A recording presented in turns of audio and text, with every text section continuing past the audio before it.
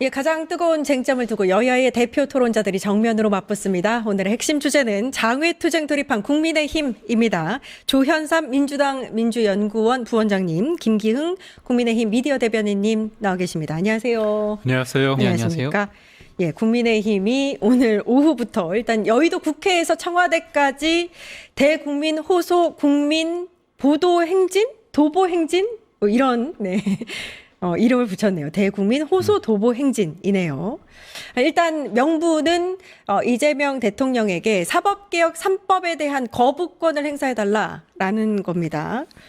이게 이제 뭐 두 분 다 그냥 한꺼번에 어떻게 보시는지 이 상황에 대해서 어떻게 보시는지 먼저 여쭙고 관련된 화면이 나가고 있군요. 관련된 화면을 보면서 이거 어떻게 보고 계세요? 예, 대변인님.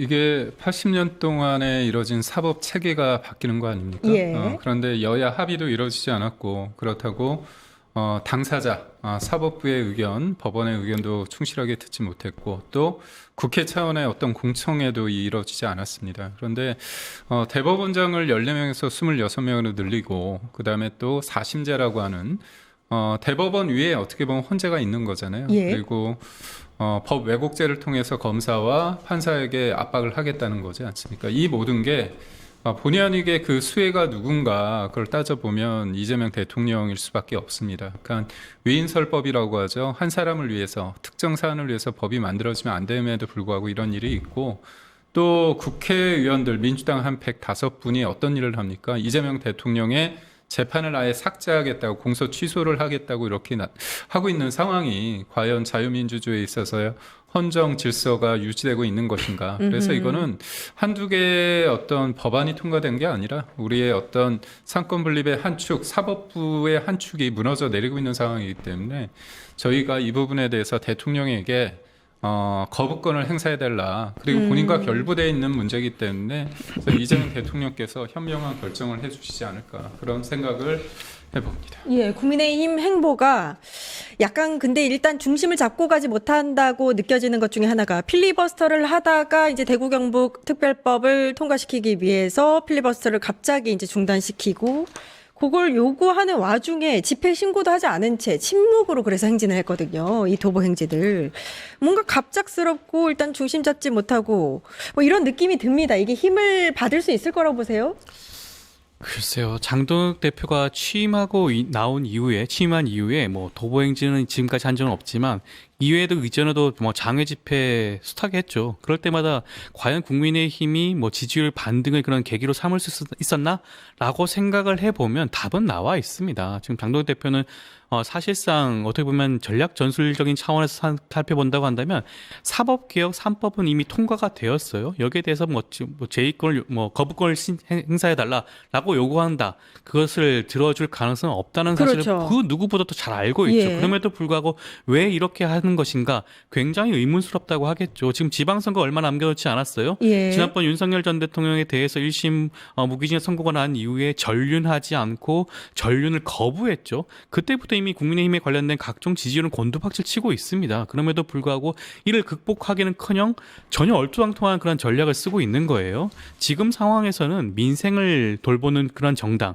그리고 지금 여러 가지 관련된 부동산 민심을 헤아리는 그런 정당의 모습을 보여줘야 함에도 불구하고 뜬금없는 주장을 하고 있다라는 것으로 봤을 때는 저는 이것은 국민의힘을 생각하는 것이 아니라 오직 본인의 그런 정치적 기반이라 삼고 있는 강성 지지층, 극우 세력, 전환계시로 대표되고 있는 그런 윤어게인 세력들과의 보여주기식 정치를 하고 있는 것인가 아닌가라고 평가할 수밖에 없을 것 같습니다. 예, 그리고 이제 이 장외투쟁 앞에서 장동혁 대표가 한 말이 약간 또 논란이 되고 있어요. 미국 공격으로 사망한 이란의 하메네이 최고 지도자.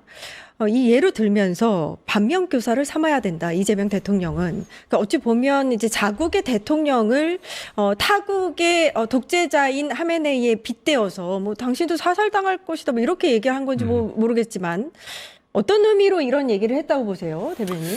뭐 하메네이처럼 죽으라 그런 얘기를 한 건 아니겠죠. 당연히 예. 그런 얘기가 아니고 지금 이재명 대통령께서 SNS를 지금 많이 언급을 하시는데요. 부동산 관련해서 하는데 참 재밌는 게 언론의 좌표를 찍습니다.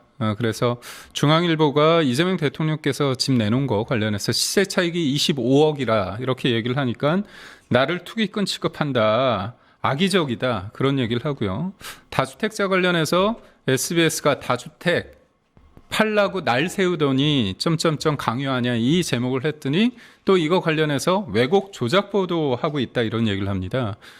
이게 뭡니까? 특정 언론에 대해서 본인이 사실상 입틀막하고 있거든요. 제가 드리고 싶은 거는 어떻게 대통령이라고 하더라도 선거 이겼다고 해서 본인의 재판이 중지되고 나가서 재판을 아예 삭제시키려고 하는 이 부분에 대해서 이재명 대통령은 예전에 정청래 대표가 재판 중지법 하려고 하니까 그거 뭐라고 했습니까? 하지 말라고 했잖아요. 재판 삭제는 재판 중지를 넘어서 아예 없애는 겁니다. 그렇다면 본인과 관련된 거면 더더욱 자제시켜야 되는데 이재명 대통령께서는 자제를 안 시키고 있습니다. 독재라는 것이 먼 나라, 딴 나라 얘기가 아니고요. 입법 권력과 행정 권력을 가졌는데 그걸 견제할 수 있는 사법부를 사실상 무력화시키고 그다음에 권력의 사부라고 할 수 있는 언론을 이렇게 입틀막하고 있는 게 독재라고 비판할 수 있는 겁니다. 물론 그 예를 화면에가 된 부분에 대해서는 뭐 여러 가지 이견이 있을 수 있고 받아들이는 쪽에선 너무 심한 거 아니냐 비판을 할 수 있지만 그 저간의 내용이 무엇인지에 대해서 좀 봐주셨으면 하는 생각이 듭니다. 예, 부원장님은 어떻게 생각하십니까? 굉장히 끔찍한 발언이죠. 이거야말로 사실은 제명감입니다. 뭐 당내에서 여러 가지 뭐 한동훈 전 대표에 대한 제명 조치를 취하던데 이것은 단순하게 그냥 넘어가야 될 문제가 아니라고 하겠죠. 어떻게 지금 현직 대통령에 대해서 무슨 지금 하메네이 전 그 지도자의 경우에는 어쨌든 폭사를 하지 않았습니까? 그런 예. 부분들에 대해서 비교한다는 자체가 굉장히 망언에 가깝다고 할 수가 있죠. 이 부분은 반드시 일단 우선 책임을 져야 한다는 말씀을 드리고 싶고요. 그리고 지금 사법개혁 3법에 대해서 말씀하셔서 제가 좀 반박을 좀 드릴 수밖에 없는 부분인데 사법개혁에 대한 거는 지금 당장 나온 게 아니고요. 수십 년 동안 그 부분에 대한 논란이 여러 차례 나왔던 부분입니다. 사법기득권을 어떻게 혁파해야 될 것인가에 대한 그런 대안적인 조치로 이번 법안이 나왔다고 볼 수가 있는 것이고요. 법 왜곡죄의 경우에는 모든 범죄를 처벌하는 것이 아니에요. 고의적으로 법을 잘못 적용한다라든가 아니면 수사와 기소를 잘못하는 경우에만 굉장히 제한적으로 처벌을 하겠다는 겁니다. 예. 사실상 경고를 하는 그런 수준에 그칠 수도 있는 것이에요. 그리고 재판소원의 경우에도 마찬가지입니다. 원래 헌법재판소법을 처음 제정할 당시부터 재판소원을 포함을 시켜야 한다는 주장이 굉장히 많았어요. 그 당시에도 대법원이 반대해서 넣지를 못했던 부분일 뿐입니다. 재판소원을 하게 된다고 한다면 지금부터 국민의 기본권을 조금 더 폭넓게 보장할 수가 있는 것이고요. 사건 수가 늘어날 수가 있다? 그렇지 않습니다. 이미 진행되고 있는 독일과 대만의 경우에도 굉장히 제한적으로 이루어지고 있어요. 각하라는 그런 절차가 있습니다. 그렇기 때문에 충분히 가능한 부분이고요.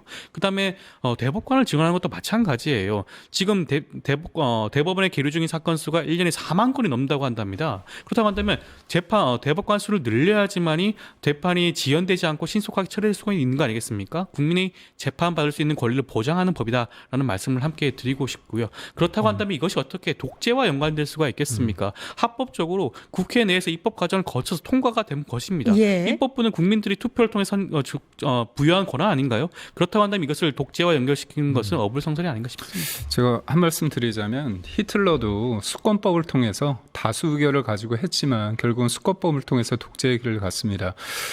지금 말씀드리는 거 대법관 수를 늘리면 좋다고 하시는데 법원 그렇게 판사들이 금세 늘어납니까? 1, 2심에 될 사람들이 대법관 한 명을 통해서 10명이 지금 차출이 돼야 되는 거 아닙니까? 그렇다면 실질적으로 1, 2심 관련해서 진행이 제대로 되지 못하는 부분이 있고요.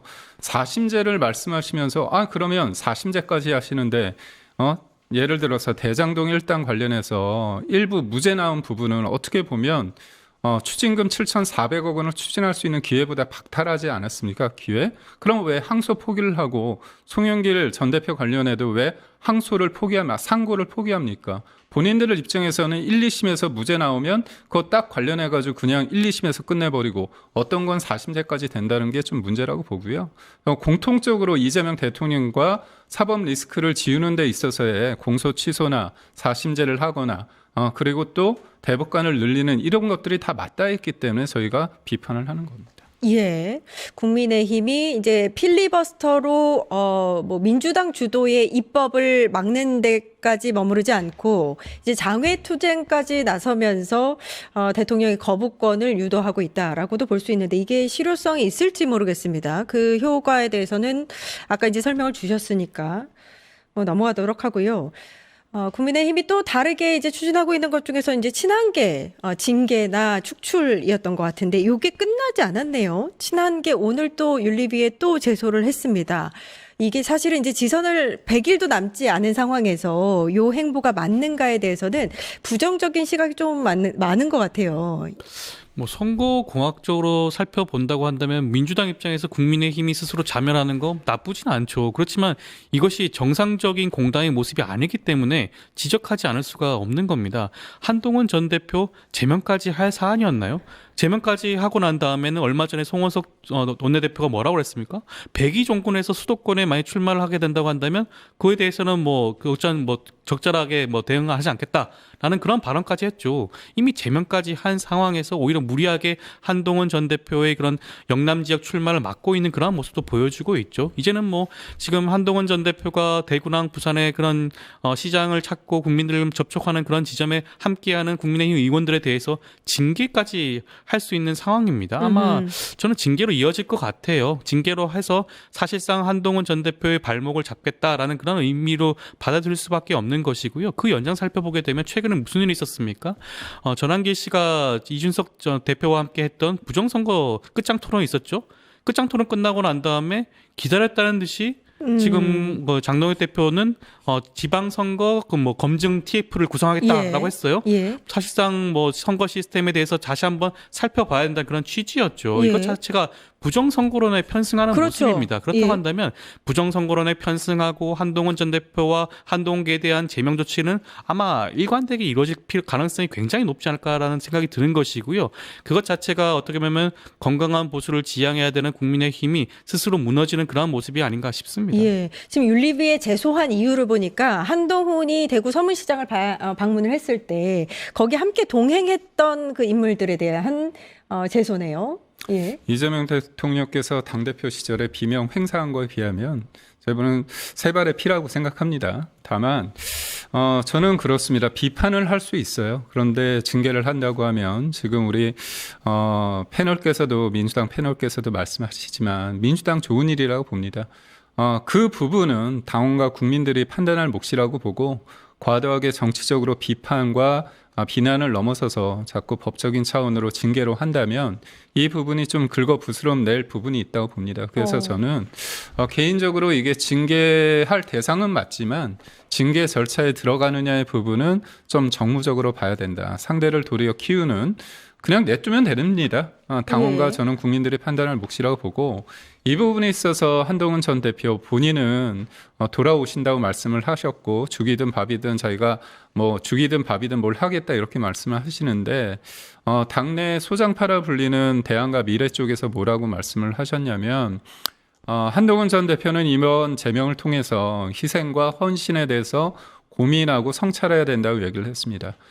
본인은 돌아오겠다고 하지 않았습니까? 돌아온다면 국민의힘이 선거에서 이기길 바라는 게 아닐까요? 만약에 바라지 않는다고 한다면 돌아오신다는 말씀을 하실 필요는 없는 것 같고 그렇다면 이른바 텃밭이라 불리는 TK와 PK 가서 본인이 그렇게 하는 것보다는 수도권에서 국민의힘이 굉장히 불리한 상황에서 노력하는 그런 쪽에서 본인이 묵묵하게 일을 한다면 저는 장동혁 지도부가 잘하면 잘하는 대로 만약에 못했을 때 많은 당원과 국민들이 한동훈 전 대표를 찾지 않을까 그런 생각을 해서 좀 큰 틀에서 사고하고 큰 틀에서 메시지를 냈으면 하는 바람이 있습니다. 예. 지금 그러니까 한동훈과 동행했다는 이유로 윤리위원회가 이걸 해당 행위로 보고 제소를 하겠다 이렇게 밝힌 거고 요게 이제 장동혁 대표의 의중인지 아닌지는 밝혀진 바는 없습니다.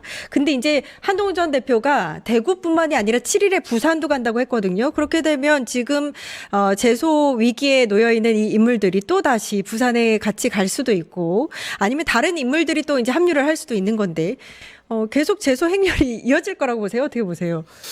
장동혁 대표는 관련돼서는 징계를 끝까지 할 가능성이 좀 높아 보이고요. 그래야지만이 본인을 지탱하고 있는 강성 지지층들의 지지를 계속해서 얻을 수 있다는 판단을 할 것으로 보여집니다. 저는 그래서 그럼에도 불구하고 한동훈계로 분류가 되는 의원들은 더욱 많은 숫자가 아마 이번 부산 일정에 그래요? 동행할 가능성이 저는 높지 않을까 싶어요. 한 차례 가나 두 차례 가나 징계 수위는 똑같을 겁니다. 거의 사실상 사실상 제명이든 아니면 다음 건 1년 정지든 그 정도의 수위 높은 징계가 나올 것으로 보여지기 때문에 부산 일정에 동행하지 않을 이유는 없다. 오히려 저는 한동훈 전 대표가 가지고 있는 그런 건강한 보수를 재건하겠다는 그런 선명성에 더욱더 동조하는 그런 분들이 늘어나지 않을까라는 생각도 들 수밖에 없을 것 같아요. 상대적으로 장동혁 대표에 비해서라고 한다면 그 대안으로서의 그런 가치가 더욱더 높아지고 있는 상황이 아닌가라는 측면에서 여러 정치인들이 그러한 결단을 할 가능성도 있어 보입니다. 그렇기 때문에 아마 제명이라든가 여러 가지 징계를 두려워하지 않고 많은 분들이 함께 할 가능성이 높지 않을까? 아마 지켜보면 되겠지만 저는 그런 부분들을 말씀을 드리고 싶습니다. 한동훈 대표 같은 경우에 네. 보궐선거에 나올 것이다라는 전망이 우세를 하고 네. 근데 이제 아직 어디로 나가겠다라는 걸 정하지 못한 건지 밝히지 못하는 건지는 모르겠지만 밝혀지지 않고 있어요. 요건 어떻게 예상을 하고 계세요? 우선적으로 제가 볼 때 나와서 이길 가능성이 크지 않습니다. 한동훈 전 어딜 대표. 나오던. 그렇죠. 제가 볼 때 한동훈 전 대표가 생각하는 그 고정점이 본인이 당대표 됐을 때 당원과 국민들한테 63%를 얻었다고 하시는 부분이 있는 것 같은데요. 그때는 당시 대통령과 잘 하라란 뜻으로 지지를 했습니다. 그런데 그 이후에 어떻게 됐습니까? 저번에 지난해 있었던 조기 대선에서 후보로 당첨이 낙점이 못 됐습니다. 예. 그리고 그 이후에 있었던 전당대회에서 본인이 어떤 지지했던 김근식 전 후보 같은 경우도 최고위원으로 만들어내지 못했습니다. 물론 이른바 팬덤은 있습니다. 하지만 침묵하고 그다음에 거기 가지 않은 대다수의 당원과 국민들이 어떻게 바라보느냐가 되게 중요하다고 보고 있고요. 지금의 상황은 징계 회부 요청서가 제출된 상황이고요. 예. 그거에서 절차가 이루어지지 않고 있습니다. 그리고 하나 말씀드리고 싶은 건 한동훈 전 대표 측의 사람들이라 불리는 사람들이 새가 붙느냐, 새가 붙지 않습니다. 그거를 보시면 됩니다. 예를 들어서 대구에 비해서 부산 쪽에 있는 국회의원들이 많이 간다, 당협위원자가 많이 간다. 그렇다면 새가 늘어나는 거죠. 그렇지 않는다는 말씀을 드리고요. 특히 부산 같은 경우는 전재수 의원이 북구 갑에서 나옵니다. 근데 거기에 전재수 의원과 2대2 스코어 2대2로 막상 막하를 했던 박민식 전 보훈부 장관이 거기에서 열심히 하고 있습니다.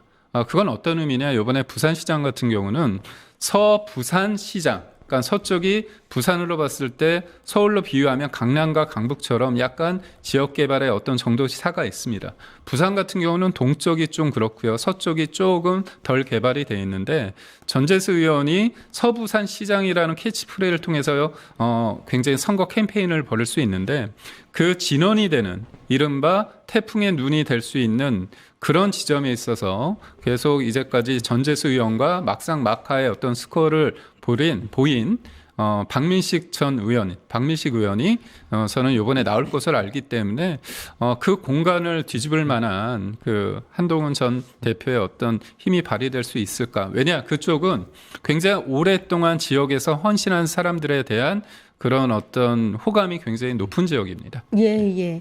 좀 다른 얘기로 넘어가서 오늘이 이제 2월 임시회 국회 마지막 날입니다.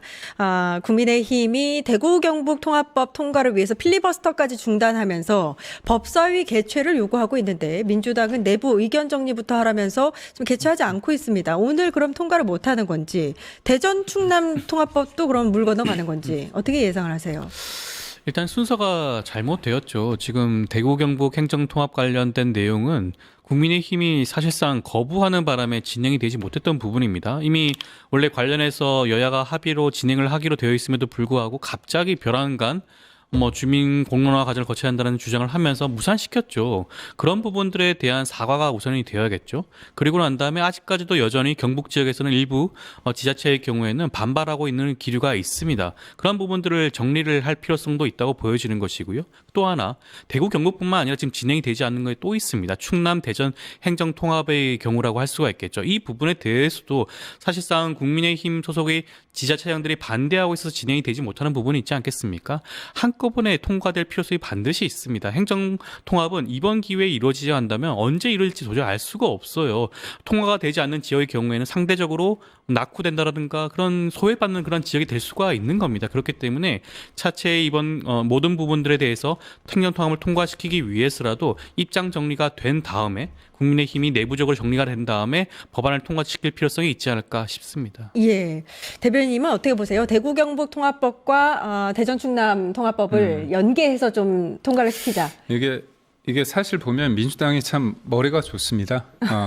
제일 통과시킨 지역은 뭐냐면 대전하고 충남을 하고 싶었어요. 저도 뭐 예전에 민주당을 출입했었기 때문에 네. 민주당 분들 좀 얘기해서 솔직한 얘기를 들으면 강훈식 실장이 대전하고 충남이 통합돼서 특별시가 되면 나온다고 합니다. 예. 그런데 아직 통합되지 않으면 나올 가능성 좀 희박하다는 거죠. 제일 거기를 하고 싶은 마음이 있습니다. 그런데 지금 대구하고 경북 지역의 통합에 대해서 민주당이 그런 얘기를 하십니다. 대구 시의회가 반대했기 때문에 내부 정리하고 오라고 하는데요. 그렇죠. 참 재미있는 게 광주 전남 할 때 한평하고요. 무안에서 반대했습니다. 그런데도 통과시켰거든요. 그래서 기초 단위에서 그 부분에 대해서 얘기가 안 됐기 때문에 통합해라. 그게 전제 조건이다. 그럼 본인들은 정리가 안 됐는데도 일방적으로 강행시켰다고 자인한 겁니다. 그거는 본질이 아니에요. 뭐냐면 본질은 대구하고 경북을 해주면 정작 하고 싶었던 충남 대전이 안 되기 때문에 그렇다면 그걸 이유로 해가지고 통과시키지 않은 겁니다. 제일 중요한 건 뭡니까? 민심입니다. 민심 원하잖아요. 대구 경북은 원하고 있고요. 대전 충남은 지금 민주당 쪽도 알고 있습니다. 대전시도 그렇고 충남 도도 그렇고 지금 반발 기류가 셉니다. 그래서 민주당이 어떻게 보면 일방적으로 통과시키기 힘듭니다. 그래서 역풍이 난다고 있기 때문에 어차피 이거는 내두는 거예요. 그렇다면 전남하고 광주를 통과시키고 대구 경북을 시키면 되는 거거든요. 그런데 이게 대전하고 충남이 안 되다 보니까 추미애 법사위원장이 지도부, 국민의힘 지도부하고 내부에서 싫어하니까 통과 못 시키겠다 이런 식으로 한 겁니다. 결국 본질이 만약에 기초 단위에서 문제라고 한다면 본인들이 통과시켰던 광주, 전남도 그거는 말이 안 맞는 겁니다. 그리고 다 떠나서 국민을 바라보고 그리고 거기에 있는 시민과 도민을 원해서 한다고 한다면 전남과 광주 통과시켰듯이 대구하고 경북을 통과시키면 됩니다. 예. 사실 민주당 쪽에서는 국힘의 변덕 때문에 이 대구 경북 통합법이 통과를 못하는 것이다 이렇게 주장을 하고 있고 또 하나는 만약에 이게 통과를 하지 못하게 되면 TK 쪽 민심이 국힘에게 안 좋게 흘러갈 것이다 이런 계산도 깔려 있는 것 같거든요.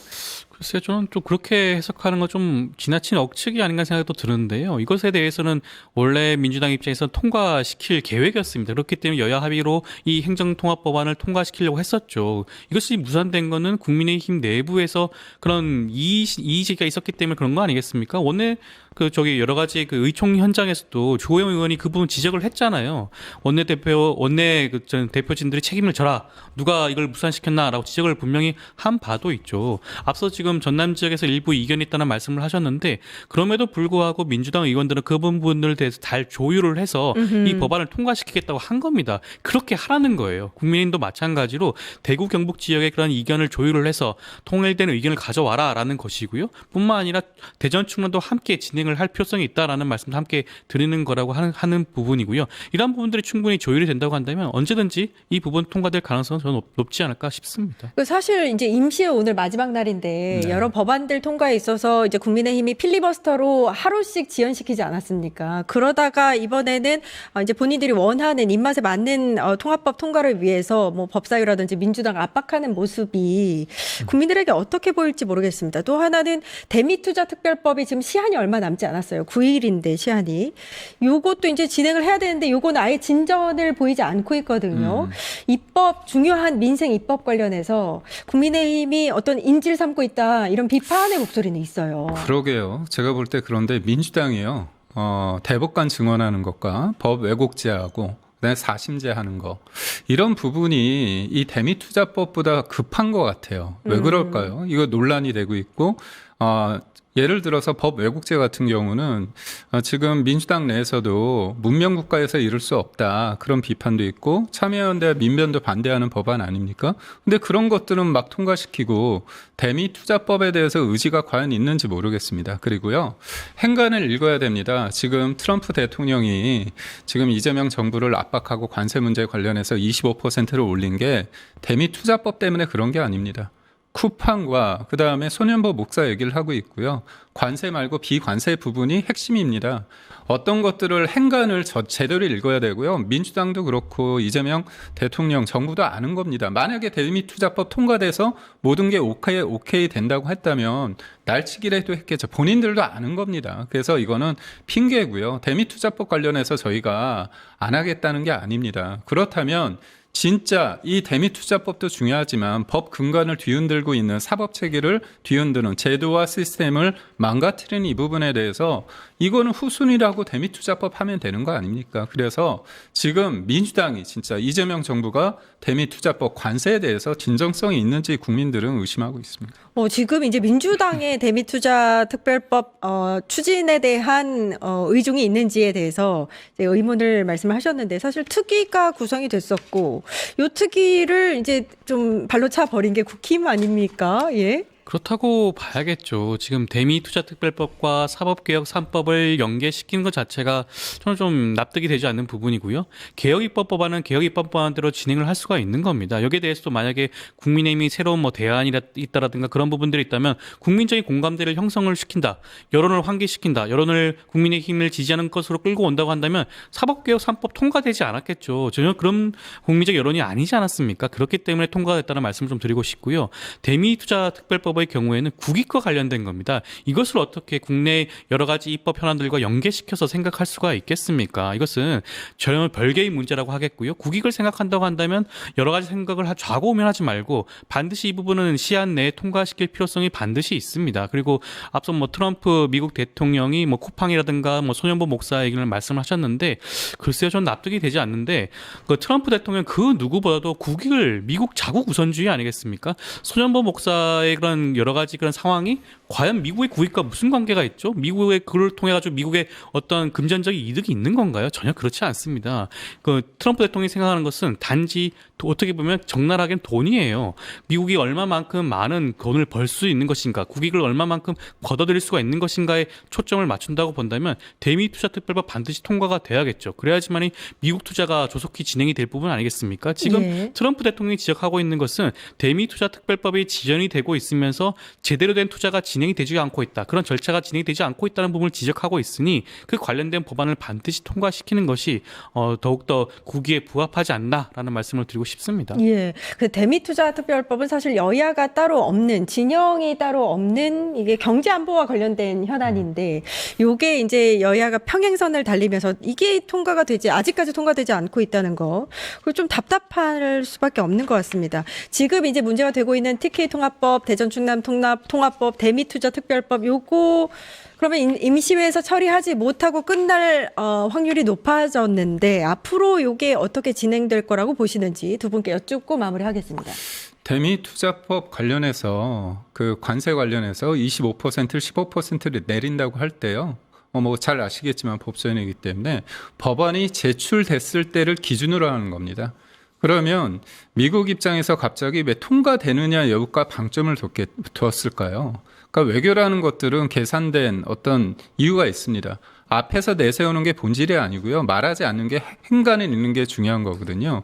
원칙상 관세를 내리는 거는 법안이 제출되는 거에 끝나는 거였어요. 그런데 갑자기 트럼프 대통령이 통과되지 않는다고 문제를 삼은 겁니다. 그렇기 때문에 트럼프가 원하는 게 뭔지를 제대로 파악하는 게 그게 바로 외교를 잘하는 거고 그게 정부 대처를 잘하는 겁니다.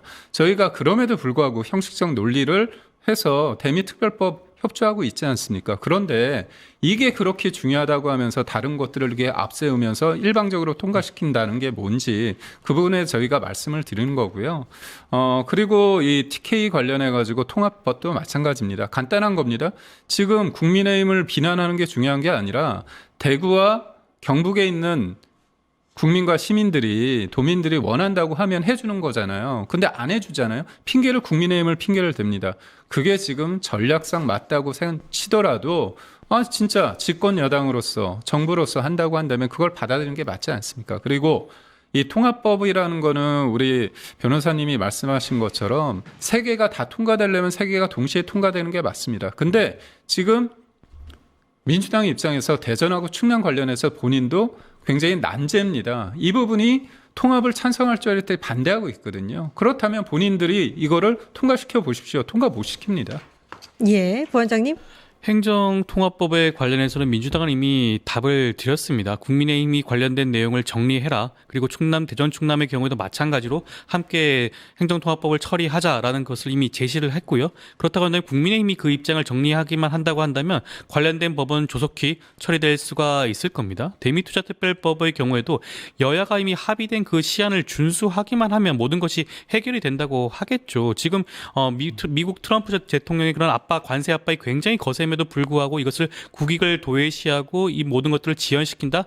그것은 국민을 바라보는 정당이라고 할 수가 없겠죠. 만약에 정해진 시한, 기한 내 이러한 부분들이 처리되지 않는다고 한다면 어쩔 수가 없습니다. 민주당 차원에서는 국회법이 정하고 있는 그러한 절차를 밟을 수밖에 없겠죠. 그와 관련돼서 여러 가지 방법이 있겠지만 국회의장이 직권으로 상정한다라든가 이런 것들은 굉장히 비상적인 상황 아니겠습니까? 그런 부분들도 함께 생각해 볼 여지가 있지 않을까 싶습니다. 예, 그럼 다음 임시회를 그러면 그건 바라봐야겠네요. 왜냐하면 지금 이제 다 끝난 시기라서 6시가 다 돼가니까요. 그렇죠. 오늘까지 그러한 부분들이 해결되지 않는다고 한다면 예. 아마 다음 회기에 처리돼야 되지 않을까 싶습니다. 예, 알겠습니다. 끝장토론 여기까지 하겠습니다. 조현삼 민주당 민주연구원 부원장님, 김기흥 국민의힘 미디어 대변인님 고생해 주셨습니다. 감사합니다. 고맙습니다. 감사합니다. 예, 저는 내일 오후 4시 50분에 다시 찾아뵙겠습니다. 함께해 주신 여러분 감사합니다. 파파파파 증권통합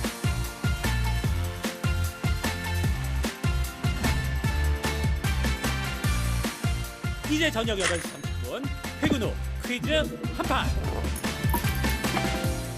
혼자 하지 마세요. 같이 해요. 매일 저녁 8시 30분 많은 참여 바랍니다.